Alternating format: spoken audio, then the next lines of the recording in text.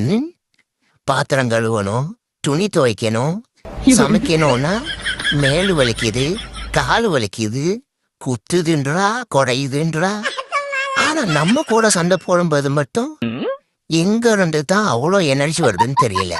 டேய் மச்சான், இதோ வந்துட்டான்டா. உன்னை தானே தேடிக்கிட்டு இருந்தேன். என்னைய தேடிக்கிட்டு இருந்தியா? ஏன் மச்சான்? அப்புறம் உன்னைய மாதிரி ஆளுங்க தான் ஏவன்டா புலம்பிக்கிட்டு இருப்பான், போய் இன்னும் கொஞ்சம் புலம்பு பொண்ணு நினைப்பீங்க, அப்படிதானே? அது இல்ல மச்சான், இப்போ உன் பொண்டாட்டி உங்ககிட்ட இப்படி நடந்துக்கிறாள், அதுக்கெல்லாம் ஒரு காரணம் இருக்குது. ம் அது என்னடா காரணம்? கல்யாணத்துக்கு முன்னாடி நீ உன் பொண்டாட்டி எங்கெல்லாம் கூட்டு போன? நல்லா யோசித்து பாரு.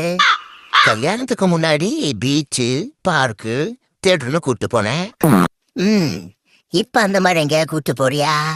டேய், எவனாவது எலெக்ஷன் முடிஞ்சதுக்கு அப்புறம் பிரச்சாரத்துக்கு போவானா?